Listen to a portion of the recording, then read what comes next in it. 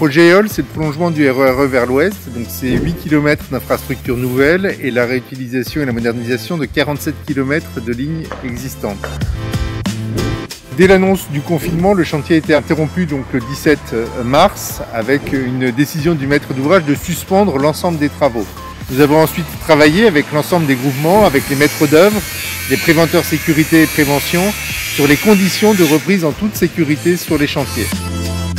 Un des facteurs essentiels du succès de la reprise des travaux, ça a été la publication du guide de l'OPB-BTP qui nous a donné des règles précises applicables, des principes qui nous ont permis de structurer et d'organiser la reprise des chantiers. Et donc à partir de ces règles et de la mobilisation de la profession, mais aussi des autorités publiques et puis de l'ensemble de la SNCF, tout s'est passé à partir du guide de l'OPB-BTP.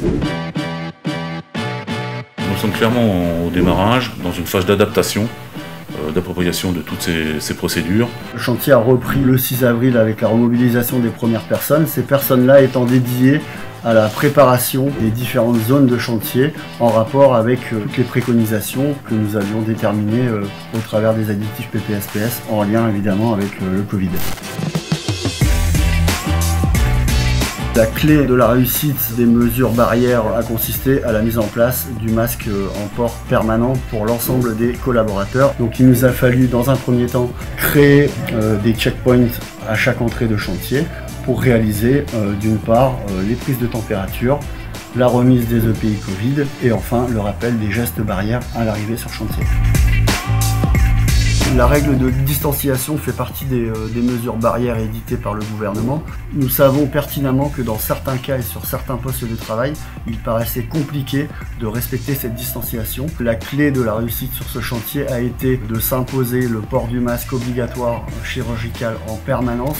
Au niveau des vestiaires, on a mis en place un code couleur qui sépare les collaborateurs. Nous avons une rotation d'équipe par poste et donc par couleur.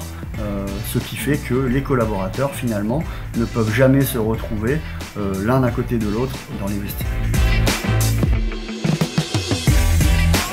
Alors, sur l'opération EOL GC-Thun, je suis donc le référent Covid.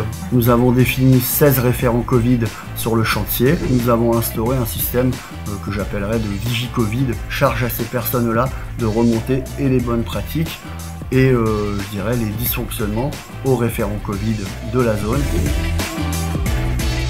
On souhaitait très rapidement mettre en place une formation au masque chirurgical. La première infirmière sur le chantier a été remobilisée de manière à ce que les premiers arrivants puissent être automatiquement formés aux bons gestes et notamment au port du masque chirurgical.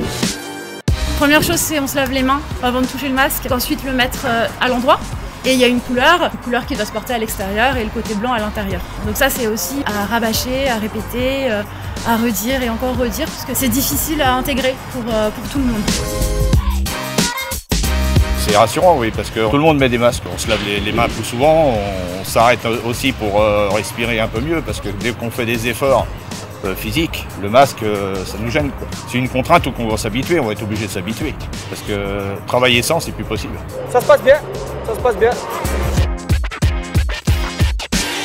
On a décalé les heures de repas pour pas être tous dans le même moment pour manger, quoi. Et ne serait-ce que pour l'embauche aussi.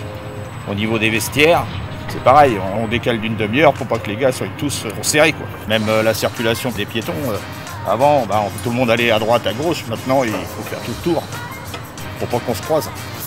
Tout a changé, quoi. On travaille plus comme avant, c'est pas possible. Premièrement, l'accueil des collaborateurs, c'est très important. Deuxièmement, la gestion des checkpoints, la prise de température, la fiche d'émargement, la remise des EPI liés au Covid, l'accueil des collaborateurs dans les vestiaires, la gestion des réfectoires, et enfin, le dernier point clé, la gestion au poste de travail via les référents Covid.